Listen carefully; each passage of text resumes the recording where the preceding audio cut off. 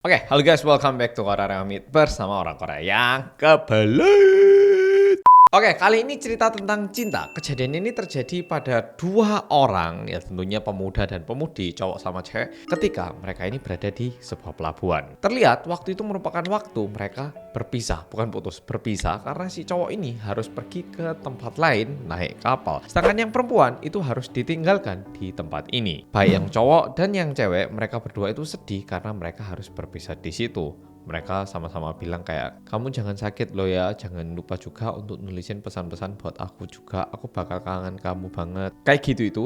Dan di waktu mereka harus berpisah, akhirnya mereka berpelukan dan saling mengelus punggung mereka. Dan si cowok pun bilang, oke, tunggu aku ya, aku janji, aku bakal datang secepat mungkin. Aku bakal balik untuk ketemu kamu lagi.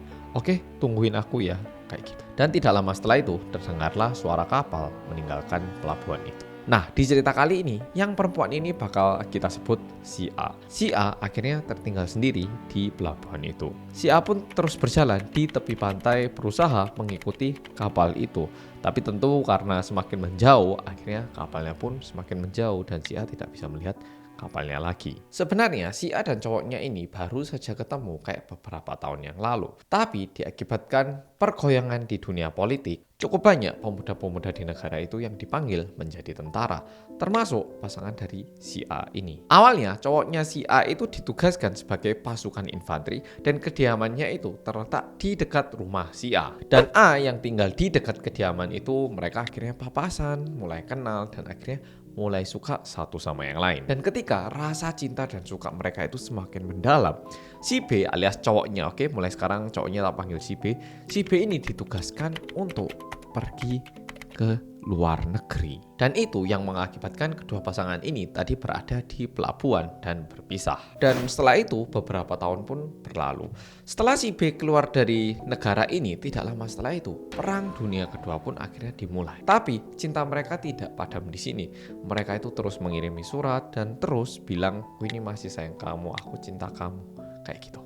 Dan suatu hari di hari ulang tahunnya si A ini, datanglah satu hadiah yang paling diinginkan dan ditunggu-tunggu oleh si A, yaitu merupakan surat dari si B. Dan di dalam pesan itu tertulis bahwa si B bilang kalau dirinya itu tidak bisa lagi hidup tanpa si A. Dan dia memutuskan untuk kembali ke negaranya dan akan menikahi si A sesampainya di negara itu. Dan yang dia inginkan adalah menghabiskan hidupnya bersama si A. Dan si B pun menuliskan bahwa dia merasa begitu maaf karena dia harus bilang semua ini melalui pesan. Padahal dia pengen bilang langsung tatap muka.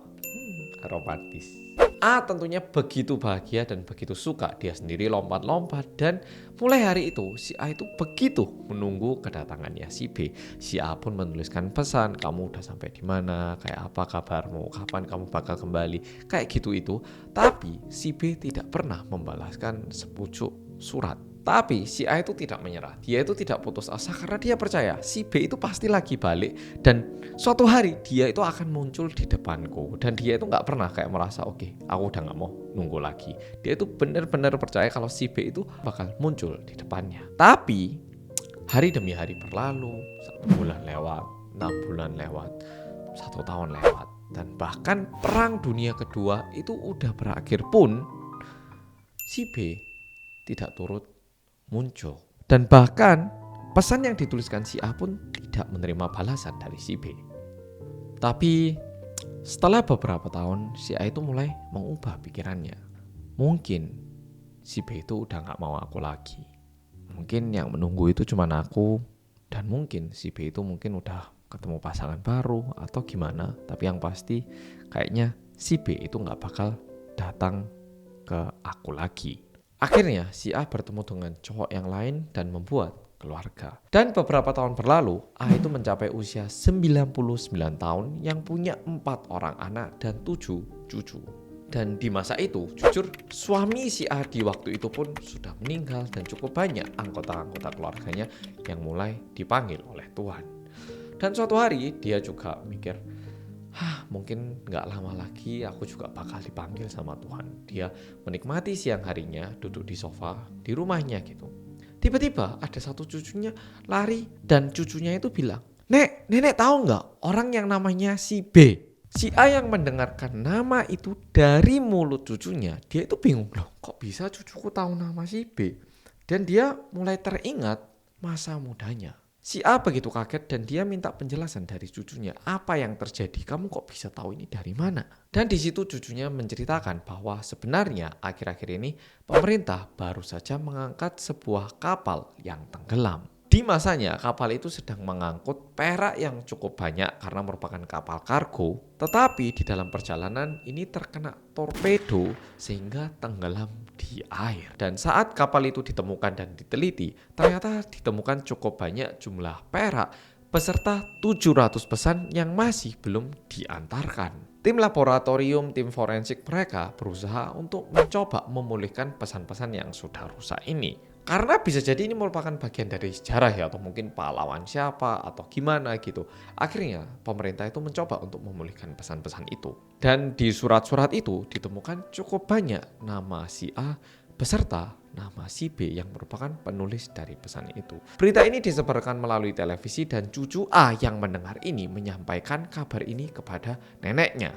Tidak lama setelah itu, akhirnya pesan yang dituliskan oleh si B 70 tahun yang lalu akhirnya tiba di tangan si A. Si A yang membaca pesan itu pun terseduh-seduh dan menangis. By the way, kertas pesan yang diterima si A itu bukan kertas aslinya karena yang ini disimpan di suatu tempat, namun kopiannya yang dikirimkan kepada si A. Pesan yang tertuliskan di sini adalah pesan yang dituliskan oleh si B setelah menerima balasan dari si A setelah si B meminta untuk menikah bersama dirinya. Pesannya sebagai berikut. Aku menangis bahagia, aku gak bisa menahannya. Andai saja kamu tahu betapa bahagianya aku.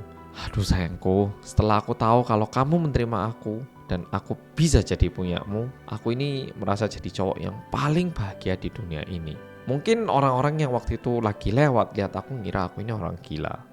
Aku menangis penuh gembira, aku terus-menerus tertawa dan juga terus-menerus berteriak. Aku ngerasa aku ini menjadi pria yang berbeda. Saking bahagianya aku itu terus-menerus bersiul karena aku gak bisa menahan rasa gembiraku. Aku udah gak sabar untuk cepet-cepet bisa masangkan cincin di jarimu. Aku juga mencintai kamu dengan sepenuh hatiku. Sayangku, aku pengen jadi punyamu selama-lamanya. Kisah kali ini sampai di sini. Coba dipikirkan apakah ini merupakan kejadian yang beneran pernah terjadi atau kejadian palsu yang nggak pernah terjadi dan tak karang.